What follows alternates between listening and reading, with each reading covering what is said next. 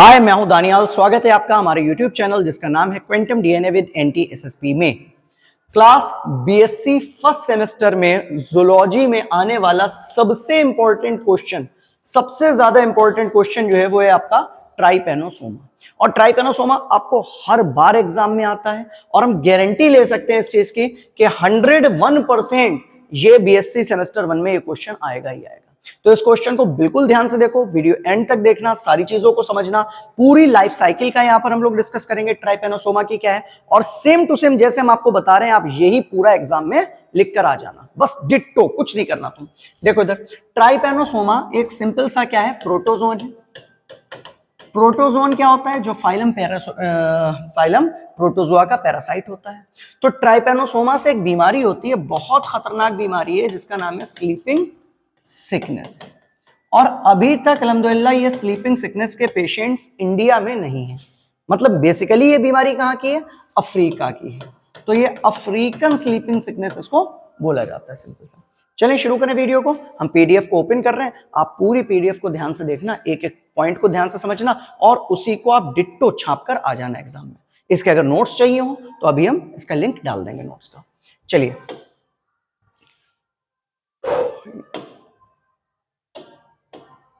देखो इधर, ये पूरी हम लोग की पीडीएफ है, ठीक है। इस तरीके से आप सारे नोट्स बनाओगे, ए टू जेड सारी चीजें, ठीक है। और वो सारी चीजों को हम लोग अभी यहां पर समझने वाले हैं। जल्दी से देखें, देखो शुरू करो। यहां पर कह रहा है कि ट्राइपेनोसोमा गैम्बियंस। ट्राइपेनोसोमा गैम्बियंस क्या है? देखो भाई, ट्राइपेनोसोमा की ना अलग अलग स्पीशीजेज होती है, और उन स्पीशीजेज में आज ये मेरा कोऑर्डिनेशन नहीं हो रहा बोर्ड के साथ, ठीक। आओ, इसको डार्क कर लिया, डार्क करने में, इसको पढ़ने में थोड़ा सा मजा आएगा भाई। आओ, ट्राइपेनोसोमा गैम्बियंस, ट्राइपेनोसोमा जीनस है और उसकी स्पीशीज कौन सी है? गैम्बियंस। गैम्बियंस से ही आपको क्या होती है? अफ्रीकन स्लीपिंग सिकनेस, ठीक है। अफ्रीकन स्लीपिंग सिकनेस क्यों बोलते हैं इसको? अफ्रीकन इस वजह से क्योंकि भाई अफ्रीका में होती है। स्लीपिंग सिकनेस क्योंकि इसको हिंदी में कहते हैं अनिद्रा रोग। क्या कहते हैं? अनिद्रा रोग। इंसान को नींद की प्रॉब्लम हो जाती है, नींद आती है, नहीं आती है, फिर आती है, फिर नहीं आती, मतलब स्लीप साइकिल्स बिगड़ जाते हैं, फिर फाइनली कोमा में चला जाता है इंसान और फिर डेथ भी हो जाती है। तो बहुत ही खतरनाक बीमारी है ट्राइपेनोसोमा गैम्बियंस, उसको आप ध्यान से समझो, ए टू जेड सारी चीजों को। देखो, जब हम लोग यहाँ पर सबसे पहले ट्राइपेनोसोमा गैम्बियंस के बारे में लिखेंगे तो हम सबसे पहले क्या करेंगे, यहाँ पर उसका क्लासिफिकेशन लिखेंगे। जब भी कभी आप एग्जाम में बीएससी में कोई भी एनिमल के बारे में लिखकर आओगे या किसी भी प्लांट के बारे में लिखकर आओगे तो आप इस तरीके से ही पहले उसमें पूरा क्लासिफिकेशन दोगे। क्लासिफिकेशन में देखो, सबसे पहले हम लोग ने एक साइड में ले ली कैटेगरीज और एक साइड में ले लिए टेक्सोनोमिक पोजीशंस। मतलब कि उसकी हिरार्की क्या है और उसके साथ में उसकी पोजीशंस क्या क्या है। जैसे तुम वो क्लास बचपन में नहीं करते थे यार, चिट बनाते थे, चिट में लिखते थे नेम, फिर नेम के आगे आप लिखते थे, क्या लिखते थे? जो भी आपका नाम है, ठीक है, गुड्डू, मुन्नू, चुन्नू, जो भी आपका नाम है वो आप आगे लिखते थे। तो आप इधर नेम लिखते थे, इधर आप गुड्डू लिखते थे। फिर इधर आप क्या लिखते थे? अपना क्लास। फिर आगे क्लास के आगे आप लिखते थे बीएससी फर्स्ट सेमेस्टर। तो ये क्या होती है? इधर वाली ये हो गई आपकी कैटेगरी और ये हो गई टेक्सोनोमिक पोजीशन। क्या इतनी बात समझ में आ गई आपको? वैसे ही आपको यहाँ पर भी करके देना, इसी को हिरार्की भी बोलते हैं। तो अभी यहाँ पर आपका ये हो गया किंगडम। किंगडम क्या है? प्रोटिस्टा। प्रोटिस्टा किंगडम का मेंबर है। 5 किंगडम थे, पढ़े आपने। प्रोटिस्टा सबसे पहला कौन सा था? मोनेरा, प्रोटिस्टा, फिर फंजाई, फिर प्लांटी, एनिमेलिया। तो उसमें प्रोटिस्टा मेंबर का मेंबर है। दूसरी चीज फाइलम, प्रोटिस्टा का मेंबर में फाइलम कौन सा है? प्रोटोजोआ। एनिमल किंगडम में नहीं आता प्रोटोजोआ, इस बात को आप ध्यान रखिएगा। सब फाइलम क्या है? सार्कोमेस्टिगोफोरा। सब फाइलम का नाम ध्यान रखेंगे, सार्कोमेस्टिगोफोरा। क्लास इसका नाम ध्यान रखेंगे, मेस्टिगोफोरा। देखो, मेस्टिगोफोरा उन प्रोटोजोन का क्लास होता है जिनके पास फ्लैजिला प्रेजेंट होता है, तो उसको फ्लैजिलेटा भी कहते हैं। अगर आप ट्राइपेनोसोमा गैम्बियंस को थोड़ा सा किसी भी स्टेज में देखोगे, ठीक है, ये इसकी सबसे इंपॉर्टेंट स्टेज है, तो यहाँ पर आपको इस तरीके से ऐसे करके फ्लैजिला निकले हुए दिखाई देंगे। उसके बाद ऑर्डर इसका ध्यान रखना है, नाइटोप्लास्टिडा। नाइटोप्लास्टिडा इस वजह से क्योंकि इसमें अंदर अभी हम लोग एक ऑर्गन पढ़ेंगे, ऑर्गन तो नहीं बोल सकते, एक छोटा सा पार्ट बोलेंगे जिसको नाइटोप्लास्ट कहते हैं। तो नाइटोप्लास्ट इनके अंदर प्रेजेंट होता है, तो इस वजह से ऑर्डर इनका नाइटोप्लास्टिडा। फिर आप बताओगे जीनस। जीनस क्या है? ट्राइपेनोसोमा। और स्पीशीज क्या है इसकी? गैम्बियंस। स्पीशीज क्या है? गैम्बियंस। तो पूरा नाम यहाँ पर लिख दिया, ट्राइपेनोसोमा गैम्बियंस। क्या इतनी बात आपको समझ में आ गई? अब इसमें अगर कुछ कंफ्यूजन लग रहा हो यार क्या क्या याद करना है, इसमें तो बड़ा मुश्किल है, कोई मुश्किल नहीं। देखो किंगडम तुम्हें याद हो गया प्रोटिस्टा, फाइलम तुम्हें पता होगा प्रोटोजोआ, ठीक है। सिर्फ तुम्हें दिक्कत ना सब फाइलम में हो सकती है। क्लास तुम्हें ध्यान रखना है मेस्टिगोफोरा है, फ्लैजिला है तो मेस्टिगोफोरा ये याद हो जाएगा। ऑर्डर नाइटोप्लास्टिडा, नाइटोप्लास्ट एक ऑर्गन होता है यहां पर ऐसे करके, ठीक है, तो आपको ध्यान रहेगा नाइटोप्लास्टिडा। जीनस स्पीशीज ट्राइपेनोसोमा गैम्बियंस ये याद ही होगा। मतलब मेन दिक्कत जो तुम्हें फंस रही होगी वो इन तीन में फंस रही होगी, इसके अलावा ये दोनों तुम्हें याद है और ये दोनों तुम्हें याद है, ठीक है। तो इसको ध्यान से देखो, ये आप इसका क्लासिफिकेशन को एग्जाम में जरूर लिख कर आओगे, बिना क्लासिफिकेशन के आप टॉपिक को स्टार्ट नहीं करोगे। आगे देखिए, अब जब हम लोग क्लासिफिकेशन कर लेते हैं तो क्लासिफिकेशन के बाद दूसरी जो सबसे इंपॉर्टेंट चीज हम लोग लिखना शुरू करेंगे वो करेंगे, और सिर्फ ट्राइपेनोसोमा में नहीं, कोई भी आप अगर लाइफ साइकिल लिखोगे या कोई भी डिजीज साइकिल लिखोगे तो आप इस तरीके से ही उसको करोगे। तो यहां पर कह रहा है habit and habitat. Habit and habitat का मतलब क्या होता है कि व्यवसाय बोल रहा हूं यार, स्वभाव एवं वास स्थान। स्वभाव एवं वासस्थान का मतलब क्या हुआ कि ये एनिमल या ये पैरासाइट कहाँ रहता है और इसका नेचर क्या है, किस नेचर का ये पैरासाइट है, ये बात आपको बतानी है। तो सबसे पहले ट्राइपेनोसोमा गैम्बियंस, देखो यहाँ पर एक तुम चीज ध्यान से देख सकते हो क्योंकि ये हैंड रिटन है, सॉरी हैंड रिटन नहीं, हमने टाइप किया है, तो इसमें ट्राइपेनोसोमा और गैम्बियंस को इटैलिक फॉन्ट्स में लिखा है, ठीक है। तो हमें इसमें नीचे अंडरलाइन करने की जरूरत नहीं है। तुम अगर जब एग्जाम में लिखोगे हाथ से लिखोगे तो जहां जहां पर लिखो वहां कोनी ऐसे टेढ़ी ना करना तिरछा लिखने के लिए, आप क्या करोगे, आप उसको सेपरेटली अलग अलग अंडरलाइन करोगे, ठीक है। Is an endoparasite protozoan. Endoparasite क्या होता है, एंडो का मतलब होता है अंदर, पैरासाइट मतलब परजीवी, प्रोटोजोन क्योंकि फाइलम प्रोटोजोआ का है, तो एक अंतः परजीवी प्रोटोजोन है। अंतः परजीवी जो किसी की बॉडी के अंदर रहता हो। कह रहा है that lives in the blood plasma, lymph and cerebrospinal fluid of humans. कहां कहां पर पाया जाता है ये हमारे ब्लड के प्लाज्मा में प्रेजेंट होता है, उसके साथ लिम्फ में हो सकता है, और फाइनली ये जाकर जो पहुंचता है, जो सबसे मेन खतरनाक कंडीशन हो जाती है सेरिब्रो स्पाइनल फ्लूइड में। सेरिब्रो स्पाइनल फ्लूइड क्या होता है, जैसे ये सपोज करो पर्टिकुलर आपका ब्रेन है, ये स्पाइनल कॉर्ड है, तो ब्रेन और स्पाइनल कॉर्ड का जो फ्लूइड होगा उस फ्लूइड के अंदर जब ये चला जाएगा तो सेरिब्रम कहते हैं ब्रेन को, स्पाइनल आपकी स्पाइन कॉर्ड, ठीक है। तो स्पाइनल कॉर्ड और ब्रेन को मिलाकर बोल दिया गया सेरिब्रो स्पाइनल फ्लूइड। तो ये मेनली सेरिब्रो स्पाइनल फ्लूइड में जब आता है तभी ये हमारे लिए सबसे ज्यादा नुकसानदेह होता है, सबसे ज्यादा खतरनाक होता है। तो पहले तो आपने बता दिया कि कहां पाया जाता है, कैसा है। फिर आगे इट कॉजेज, क्या होता है इससे, अभी पीछे ही बात हो चुकी है, इससे एक बीमारी होती है जिसका नाम होता है अफ्रीकन ट्राइपेनोसोमिएसिस। अफ्रीका की ट्राइपेनोसोमिएसिस क्यों कह रहे हैं, क्योंकि ट्राइपेनोसोमा से हो रही है, ठीक है। तो अफ्रीकन जैसे एंटमीबा से होती है तो उसको अमीबिएसिस कहते हैं, वैसे यहाँ पर ट्राइपेनोसोमा से हो रही है ट्राइपेनोसोमिएसिस।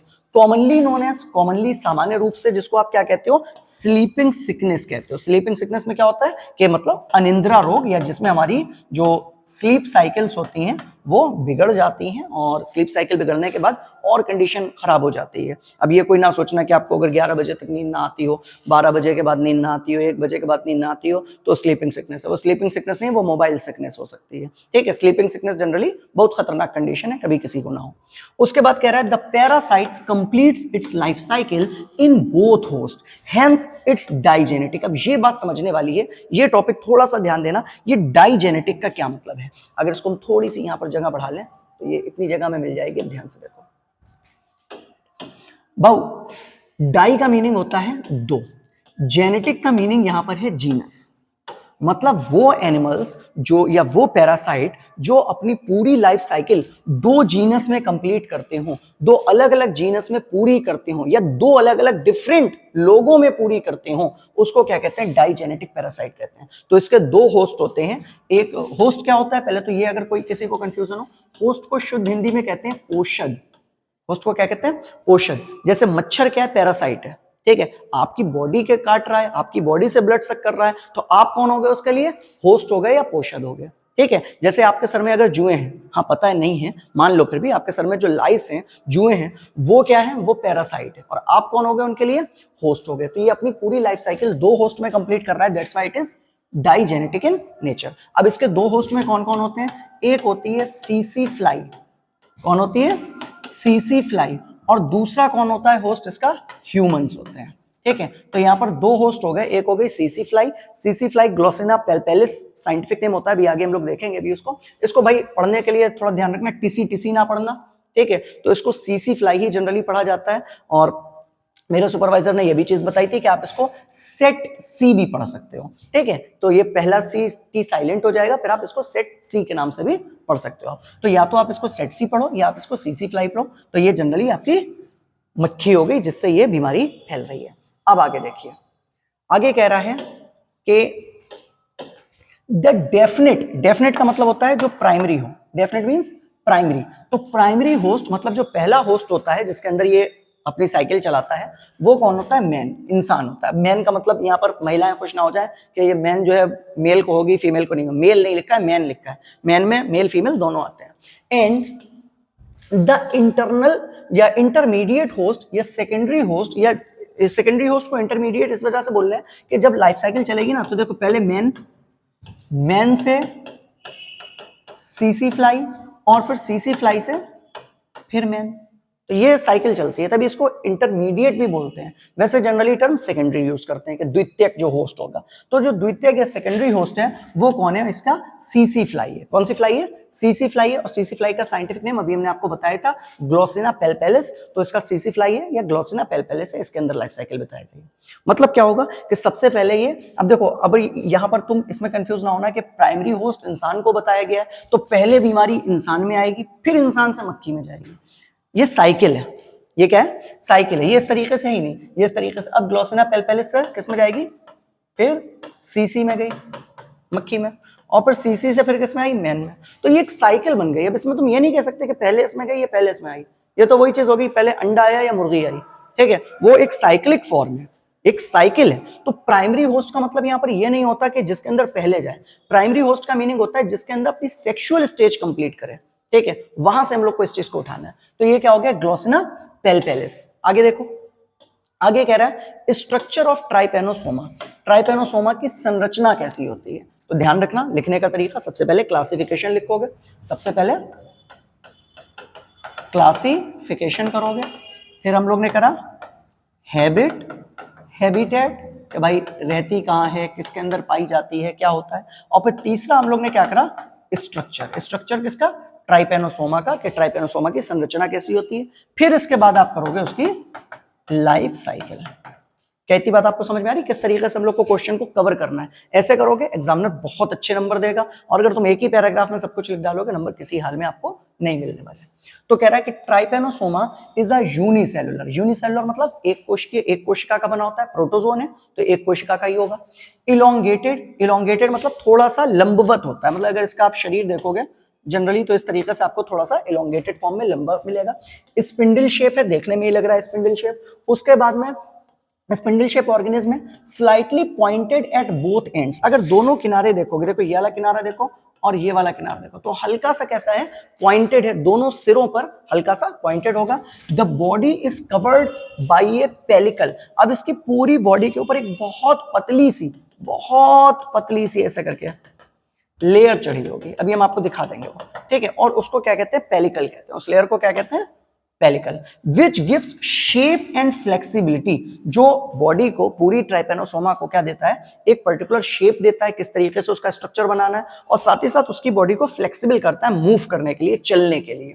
तो अभी इसका नीचे डायग्राम है, डायग्राम इसका ना तुम उस पे देखो व्हाइट बैकग्राउंड पे, तो तुम्हें डायग्राम थोड़ा सा साफ दिखेगा। हालांकि इसका क्लियर डायग्राम नहीं यहाँ पर पेस्ट हो पाया, हम आपको और अभी अच्छा डायग्राम इसका दे देंगे। तो ये इसका बेसिकली डायग्राम है किसका? ट्राइपेनोसोमा का। तो अगर आप जनरली ट्राइपेनोसोमा की बॉडी एक बार देख लो, ठीक है, ये पूरी इस तरीके से बॉडी है, देख रही है आपको? ये ऐसे करके इसकी बेसिकली बॉडी है। वो थोड़ा सा डायग्राम को इनलार्ज करने में फट गया डायग्राम, अभी हम आप इसको सही डायग्राम इसका अलग से पेस्ट कर देंगे। तो ये इसका न्यूक्लियस हो गया, ये इसका न्यूक्लियोलस हो गया, और ये इसका फ्लैजिला इधर साइड में हो गया, जो कि हमें पूरा क्लियर नहीं दिख रहा है, और ऐसे फ्लैजिला पूरी तरीके से ऐसे करके मूव करा हुआ होगा, ठीक है। अंदर का एंडोप्लाज्म है, ये ग्रेन्यूल्स हैं, और ये पूरा इसका स्ट्रक्चर, यहाँ पर ये मेन पार्ट है जिसका नाम है नाइटोब्लास्ट, ठीक है। तो अभी हम लोग इसको पूरा एक एक पॉइंट को हम लोग समझते हैं कैसे आप थ्योरी में इसको क्या क्या लिखोगे, ठीक है। तो यहां से इसके स्ट्रक्चर के मेन पार्ट से स्टार्ट हो गए, आप उन सारी चीजों को जरा ध्यान से देखो। पहला कह रहा है first part main structural features में, पहला पार्ट पहला पार्ट क्या बताया, पेलिकल। देखो एक एक पॉइंट को ना छोटी छोटी हेडिंग्स बनाकर लिखोगे, नंबर मिलेंगे। और एक अच्छी चीज ये है कि जब आप हेडिंग्स बनाते हो ना तो कॉपी भी अच्छे से फिल होती है। कॉपी फिल होती है, ज्यादा पेजेस में आंसर आता है, मार्क्स अच्छे मिलते हैं। ए थिन, एक बहुत पतली सी फ्लेक्सिबल आउटर कवरिंग प्रेजेंट होती है दैट प्रोटेक्ट द बॉडी, जो पूरी बॉडी को क्या करती है, संरक्षित करती है, एंड मेंटेन्स इट्स शेप। मतलब ये जो पूरी हमारी जो ट्राइपेनोसोमा है, इस पूरे ट्राइपेनोसोमा के ऊपर एक ऐसे करके बहुत पतली सी लेयर चढ़ी होगी, और ये लेयर बॉडी को प्रोटेक्ट भी कर रही है और बॉडी के शेप भी बना रही है, क्योंकि आउटर मोस्ट है। तो ये क्या कहलाती है, ये कहलाती है पेलिकल। तो ऐसे जैसे यहाँ पर ग्रीन कलर से ऐसे करके लेयर चढ़ाई, वैसे इसको क्या बोलते हैं, पेलिकल बोलते हैं। आगे देखो, पेलिकल के बाद में बस छोटा छोटा एक एक लाइन में आपको सारी चीजों को बताना है। पेलिकल के बाद में, ये डायग्राम अभी बना रहने दे रहे हैं आपके लिए। देखो इधर पेलिकल के बाद में क्या कह रहा है कि साइटोप्लाज्म। साइटोप्लाज्म क्या होता है, जो सेल के अंदर का लिक्विड होता है। तो यार अगर सपोज करो ये पूरा स्ट्रक्चर क्या है, एक सेल है, तो इस सेल के अंदर क्या क्या स्ट्रक्चर हो सकता है, क्या क्या चीजें हो सकती हैं, उसको अगर आप ध्यान से देखोगे तो ये देखो, इसके अंदर जो मेन फ्लूइड भरा होगा, देख रहा है, ये जो मेन लिक्विड भरा होगा सेल के अंदर, ये पूरी ट्राइपेनोसोमा सेल थी, जो लिक्विड इसके अंदर भरा है वो लिक्विड क्या कहला रहा है, साइटोप्लाज्म कह रहा है। तो cytoplasm contains various cell organelle, अलग अलग टाइप के सेल ऑर्गेनल होंगे। क्यों सेल ऑर्गेनल होंगे भाई, ये यूकैरियोटिक है। ये कैसी है, यूकैरियोटिक। प्रोकैरियोटिक तो सिर्फ आपके बैक्टीरिया होता है ना, बैक्टीरिया तो है नहीं, तो ये यूकैरियोटिक है। तो इसके अंदर जाहिर सी बात है माइटोकॉन्ड्रिया होंगे, अलग अलग टाइप के वैक्यूल्स प्रेजेंट होंगे, ठीक है, वॉल्यूटिन ग्रेन्यूल्स होंगे प्रेजेंट, ठीक है, और फैट ग्रेन्यूल्स भी हो सकते हैं। उसके साथ साथ में रिजर्व फूड खाने के लिए अपने सारा सामान होगा। तो ये जो जो चीजें आपको यहाँ पर समझ में, न्यूक्लियस होगा, ये सारी चीजें आप इसमें बता सकते हो कि माइटोकॉन्ड्रिया होगी, न्यूक्लियस होगा, ग्रेन्यूल्स होंगे, वैक्यूल्स होंगे, और फूड जो जितना भी उसने खाना खाया है उसका रिजर्व फूड की फॉर्म में उसके अंदर प्रेजेंट होगा। आगे कह रहा है न्यूक्लियस प्रेजेंट होगा।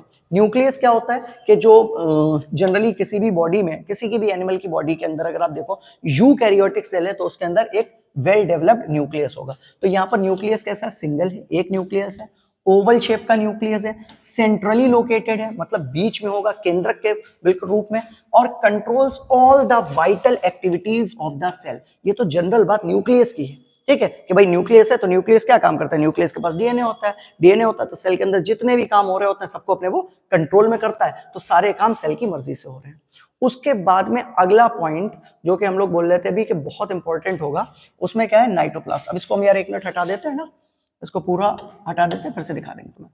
तो अगला मोस्ट इंपॉर्टेंट पार्ट क्या है, नाइटोप्लास्ट। नाइटोप्लास्ट क्या होता है, ये present near the posterior and. जैसे सपोज करो ये हमने बनाया अपना पूरा फिर से एनिमल, ठीक, ये सपोज करो अगला सिरा है, अगला सिरा है तो इसको हम लोग क्या बोलेंगे, एंटीरियर एंड। आगे का सिरा हिंदी में कहेंगे अग्र सिरा। ये पिछला सिरा है तो इसको हम लोग क्या कहेंगे, पोस्टीरियर एंड, पिछला सिरा, ठीक। अब कह रहा है पोस्टीरियर सिरा के पास में extra nuclear DNA. Extra nuclear DNA का मतलब डीएनए कहां होता है, न्यूक्लियस के पास। अब डीएनए का कुछ अमाउंट जो न्यूक्लियस से बाहर निकल जाएगा, जो न्यूक्लियस में नहीं होगा, वो सपोज करो यहां पर आ गया, ये दिख रहा है आपको, ये आ गया सपोज करो एक्स्ट्रा न्यूक्लियर डीएनए। अब ये एक्स्ट्रा न्यूक्लियर डीएनए जो होगा connected to the basal body, basal body मतलब बॉडी के बिल्कुल निचले पार्ट से, बेस से होगा, ठीक है, ऑफ द फ्लैजिलम।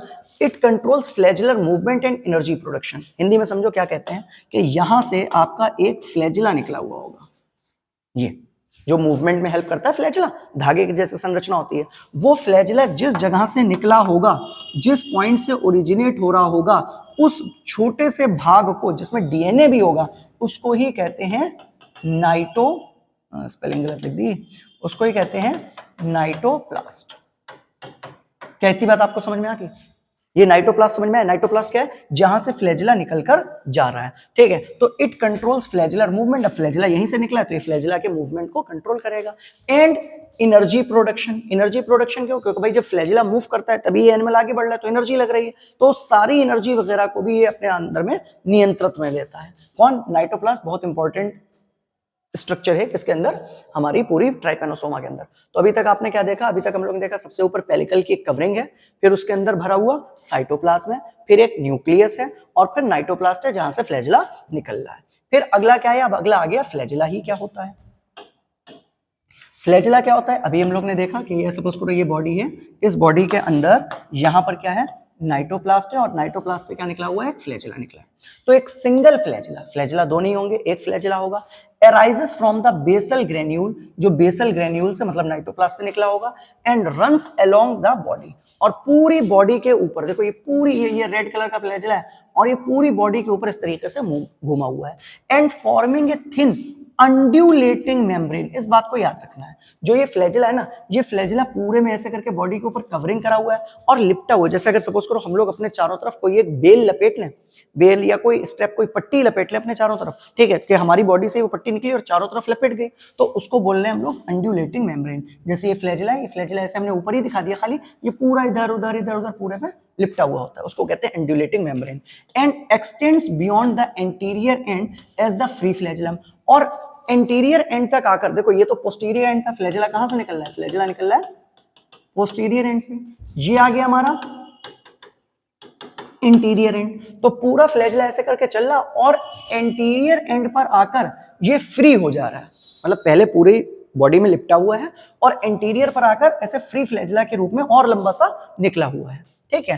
तो ये आपको समझ में आ गया फ्लैजिला। फ्लैजिला कहां से निकल रहा है, याद रखना, नाइटोप्लास्ट या बेसल ग्रेन्यूल से निकल रहा है, पूरी बॉडी के ऊपर लिपटा हुआ है, पूरी बॉडी पर लिपट कर क्या बना रहा था, अंड्यूलेटिंग मेम्ब्रेन बना रहा था, और उसके साथ साथ ये एंटीरियर एंड पर, मतलब अगले जो सिरा था वहां तक पहुंचकर वहां पर फ्री फ्लैजिला के रूप में ये घूमने लगा।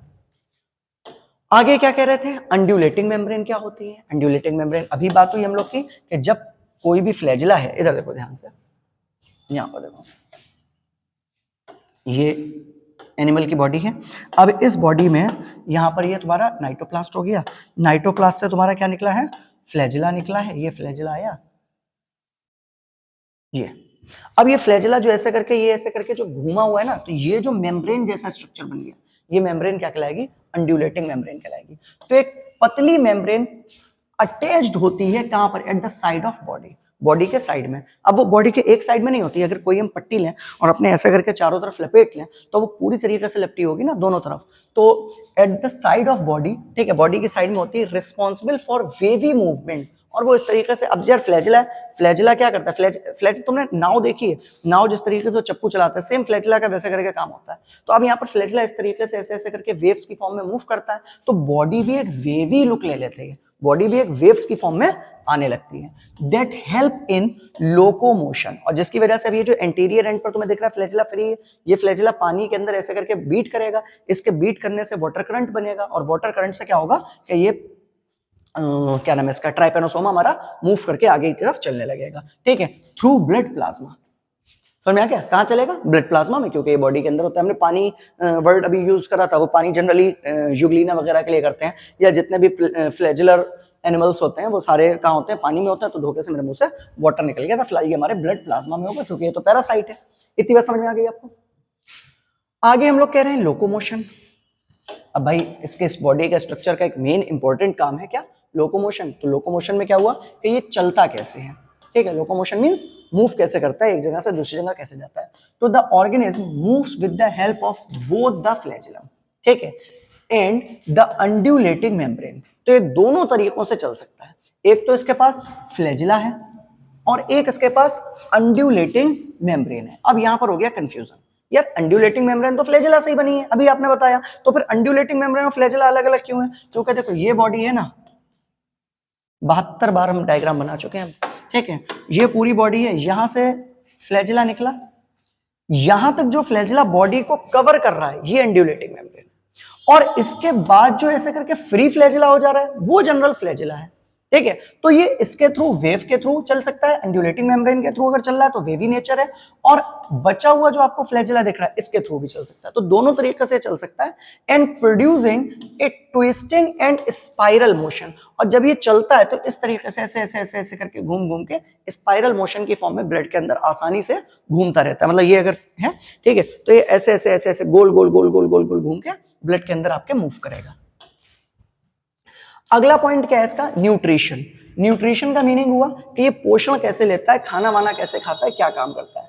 तो Trypanosoma is a parasitic and absorb dissolve nutrients. और ये क्या करता है कि जितने भी न्यूट्रिएंट्स डिसॉल्व हुए बॉडी के अंदर, ठीक है, उन सारे न्यूट्रिएंट्स को एब्जॉर्ब कर लेता है, अवशोषित कर लेता है। मतलब आपकी बॉडी के अंदर आया, ऐसा समझो, आपके बॉडी के अंदर आया, आपके ब्लड के अंदर आया, और ब्लड के अंदर अब जाहिर सी बात है ब्लड के अंदर तो आपने खूब बेहतरीन खाना पीना खाया होगा और न्यूट्रिटिव्स होंगे आपकी बॉडी के अंदर। तो जितने न्यूट्रिटिव हैं, जितने भी न्यूट्रिएंट्स हैं आपकी बॉडी के अंदर, उन सारे न्यूट्रिएंट्स को क्या करता है, ये एब्जॉर्ब कर लेता है from the host blood plasma. मतलब आपके अंदर रह रहा है, आपका ही खाना खा रहा है और आपको ही नुकसान पहुंचा रहा है थ्रू देयर ऑस्मोट्रॉफी। अब यहां पर एक थोड़ा सा मूवमेंट होता है, इसको ध्यान से समझ लेना, जिसको कहते हैं ऑस्मो रेगुलेशन। और ऑस्मो रेगुलेशन के लिए इसकी बॉडी के अंदर कुछ वैक्यूल्स होते हैं, कॉन्ट्रेक्टाइल वैक्यूल्स, उनके थ्रू ये बाहर की किसी चीज को अपनी बॉडी के अंदर एब्जॉर्ब कर सकता है। तो उसी को बोलना है यहाँ पर ऑस्मोट्रॉफी, ऑस्मो रेगुलेटिक मूवमेंट के थ्रू, और उसके थ्रू ये आपका न्यूट्रिशन को अपनी बॉडी के अंदर ले लेता है। क्या इतनी बात समझ में आ गई? ठीक है, तो ये हम लोग का जनरली स्ट्रक्चर खत्म हो गया किसका, ट्राइपेनोसोमा का। अब हम लोग के साथ स्टार्ट होगी लाइफ साइकिल ऑफ ट्राइपेनोसोमा। देखो टॉपिक नो डाउट बहुत लंबा है ट्राइपेनोसोमा का, और मेरे हिसाब से शायद इसको 2 वीडियोस में बनानी चाहिए। फरमान सर कितने मिनट की हो गई? ठीक है, तो ये ऑलमोस्ट आधे घंटे की वीडियो हो ही गई है। आप इतनी वीडियो को देखो, ध्यान से समझो, फिर इसके बाद हम लोग बात करेंगे अभी ट्राइपेनोसोमा गैम्बियंस की लाइफ साइकिल की। ठीक है, तो ट्राइपेनोसोमा गैम्बियंस की लाइफ साइकिल में क्या है कि आपको पूरा ये डायग्राम समझना पड़ेगा कि ये किस तरीके से इसकी लाइफ साइकिल चल रही है। साथ ही साथ इसके प्राइमरी होस्ट के अंदर जाकर क्या करता है, सेकेंडरी होस्ट के अंदर जाता है तो क्या करता है। ठीक है, फिर इसके जो सिम्टम्स वगैरह हैं वो हमारी बॉडी के अंदर जो इन्फेक्टिव स्टेज है कैसे होती है, सिम्टम्स जब आपकी बॉडी के अंदर ये आएगा तो क्या हम लोग को होगा, उसके साथ में इसको हम कंट्रोल कैसे कर सकते हैं, इसको प्रिवेंट कैसे कर सकते हैं। ठीक है, तो ये अभी लगभग इतना ही क्वेश्चन जितना आपने करा इतना ही आपका हुआ है। और शॉर्ट क्वेश्चन की फॉर्म में अगर आएगा तो ये मॉर्फोलॉजी या स्ट्रक्चर की फॉर्म में आएगा कि ट्राइपेनोसोमा की संरचना क्या होती है, स्ट्रक्चर क्या होता है, उसको बता दीजिए। ठीक है, तो अभी होप सो आपको इतना ट्राइपेनोसोमा के बारे में क्या क्या चीजें समझ में आ गई। सबसे पहले कल जब आप इसको वीडियो को दोबारा देखिएगा, दोबारा मतलब जब इसके बचे हुए पार्ट कल इसको अपलोड कर देंगे, तो आपको इतनी चीजें तो तैयार होनी चाहिए कि ट्राइपेनोसोमा का, सबसे पहले तो ट्राइपेनोसोमा का आपको क्लासिफिकेशन आना चाहिए।